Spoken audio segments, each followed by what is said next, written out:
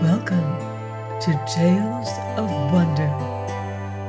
I'm Mordell, reading My Father's Dragon by Ruth Stiles Gannett.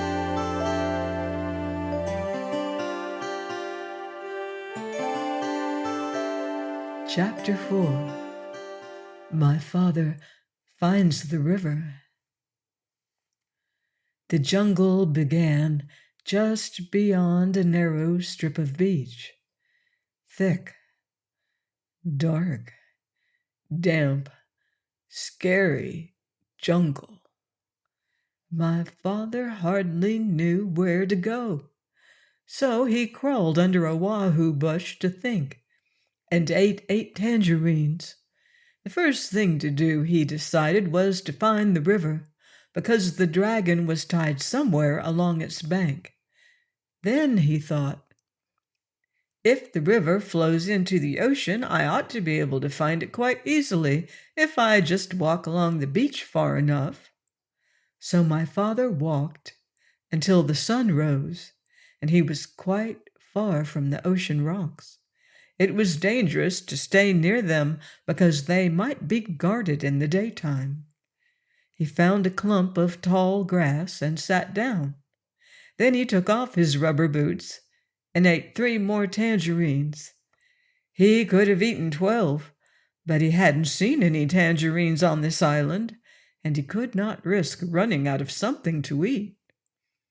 My father slept all that day, and only woke up late in the afternoon when he heard a funny little voice saying, "Queer, queer, what a dear little duck! Dear, dear, what a queer little rock!" My father saw a tiny paw rubbing itself on his knapsack. He lay very still, and the mouse, for it was a mouse, hurried away muttering to itself, "I must smell somebody.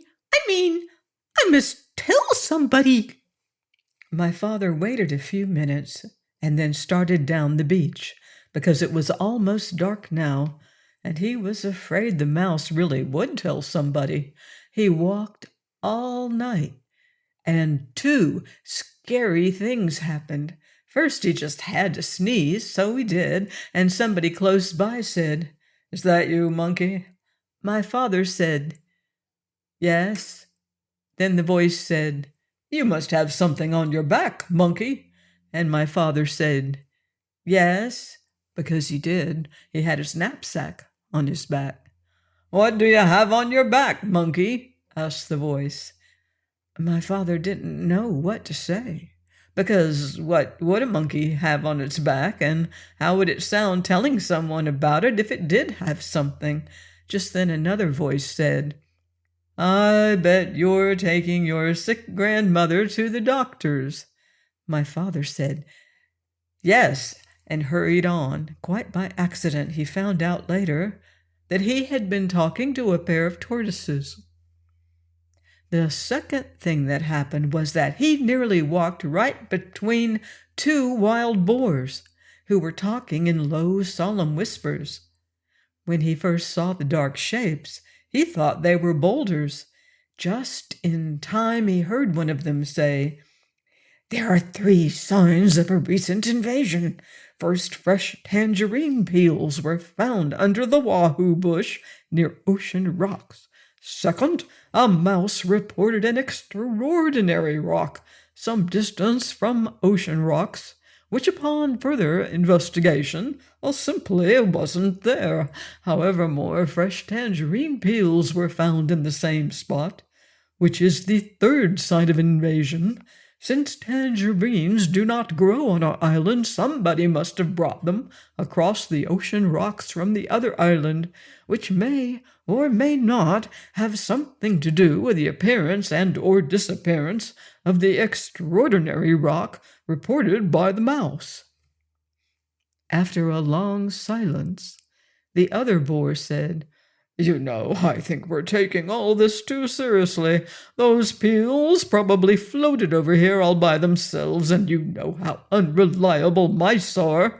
And besides, if there had been an invasion, I would have seen it."